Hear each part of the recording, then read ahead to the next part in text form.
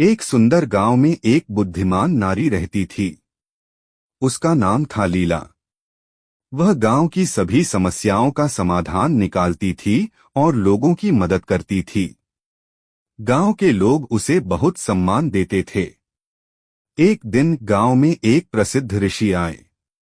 उनका नाम था आनंद। ऋषि ने गांव में शांति और प्रसन्नता देखकर लीला की प्रशंसा की। उन्होंने कहा, हे लीला, तुमने इस गांव को बहुत खुशहाल बनाया है। तुम्हारी बुद्धि और करुणा से लोग बहुत लाभान्वित हुए हैं। लीला ने विनम्रता से कहा, महात्मा, यह मेरा कोई विशेष गुण नहीं है। मैंने भी जीवन में बहुत संघर्ष किया है। मैंने देखा है कि दुख और सुख जीवन का हिस्सा है। हमें इन दोनों का सामना करने की शक्ति होनी चाहिए। ऋषि ने कहा, तुम्हारी बात सही है लीला। जीवन में उतार चढ़ाव आते रहते हैं। महत्वपूर्ण यह है कि हम इन परिस्थितियों से कैसे निपटते हैं। हमें धैर्य और शांति बनाए रखनी चाहिए।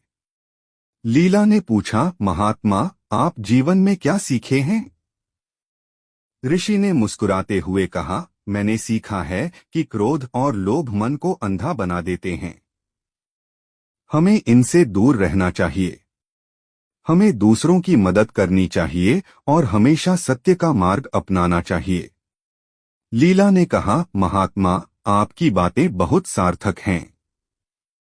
मैं इन बातों को हमेशा याद रखूंगी। ऋषि ने कहा, लीला, याद रखो, ज्ञान केवल किताबों में नहीं मिलता है। यह जीवन के अनुभवों से भी सीखा जा सकता है। हर व्यक्ति के पास कुछ न कुछ।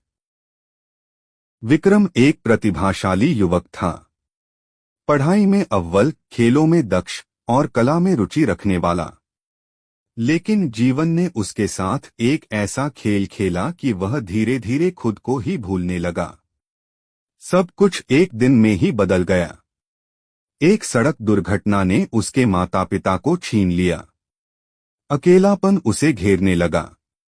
घर जो कभी खुशियों का घर था, अब एक खालीपन सा लगने लगा। दोस्तों के साथ खेलने का मन नहीं करता था। पढ़ाई में मन नहीं लगता था। दुनिया से कटने लगा। दिन भर अपने कमरे में बंद रहता। खिड़की से बाहर झांकता, लेकिन दुनिया धुंधली सी दिखती। लोग आते जाते, हंसते खेलते, लेकिन उसके लिए सब कुछ बेजान सा लगता। खाने पीने में भी रुचि नहीं रही। शरीर दुर्बल होता जा रहा था। एक दिन उसके पड़ोसी ने उसे देखा। उनकी चिंता बढ़ गई। उन्होंने समझाया, विक्रम, इस तरह से जीवन व्यर्थ नहीं जाएगा। तुम्हारे माता पिता भी यही चाहते होंगे कि तुम खुश रहो।